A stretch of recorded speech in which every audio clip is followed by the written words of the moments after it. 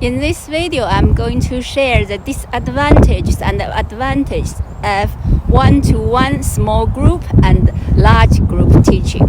First, we're going to talk about one-to-one. There are a lot of advantages to teaching one-to-one, including the following.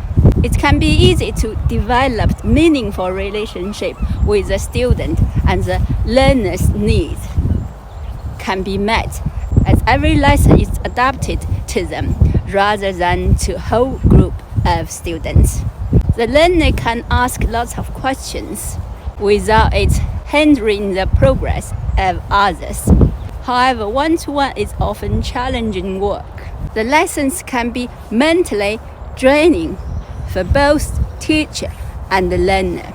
Especially if they are longer than an hour, the teacher may feel guilty or under pressure if the student is making slow progress. The student might feel shy as there is nobody to hide behind. Of course, an individual lesson also means you only have one student to deal with. This does make classroom management easier. When you are planning one-to-one lesson, you can do this. Shape the lesson content directly around the individual student's needs. Identify and focus on topics which are of interest to the students. Create more material than for group lessons, as you will cover it faster. Use activities that are suitable for one or two people only.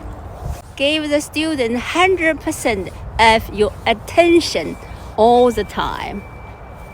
Small is a relative term, depending on where in the world you go to teach. A small class could vary from as few as 3 to as many as 8 to 10. Small group. Advantages of small group includes learners can get to know each other well and therefore develop trust quickly if they feel comfortable around each other. They are more likely to speak with confidence. Learners can work in various interaction patterns of pairs, small groups, and as a whole class.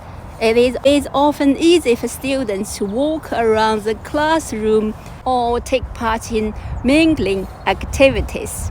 It is easy for teachers to get to know all the students on an individual level.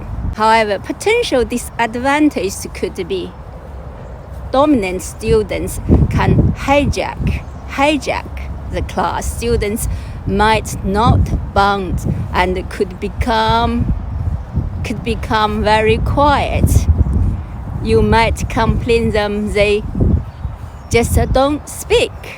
The group might have an off day when you are planning lessons for small groups. Make the most of having only a few students.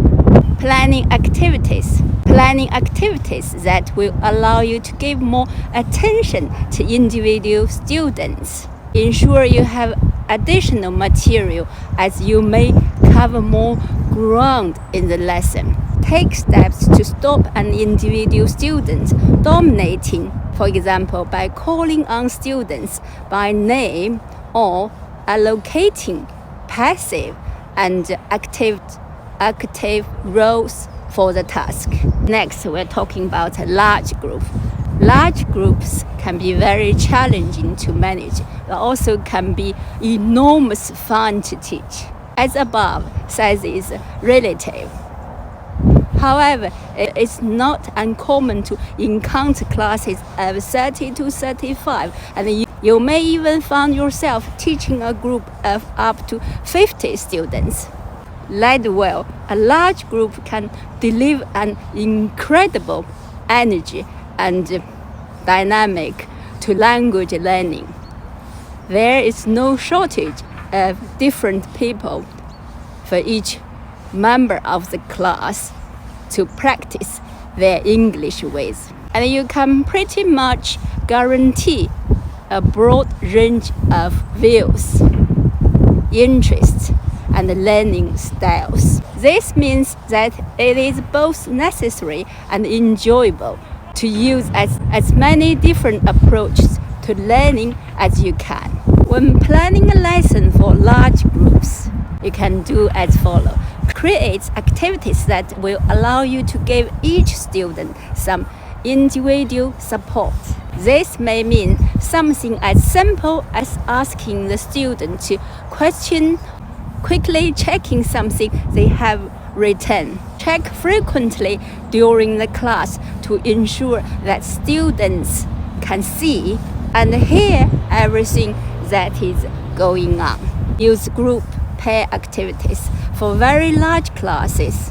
You could even appoint group leaders to manage activities, report back, take notes, etc. Then make use of group worksheets where students work together and complete the task as a group. This will let you move around the class, move around the groups, checking students have understood the task and are completing it in the way you intended. Effectively, this breaks one large class into several small ones. I hope this helps. Thank you. Thank you for listening. See you next time.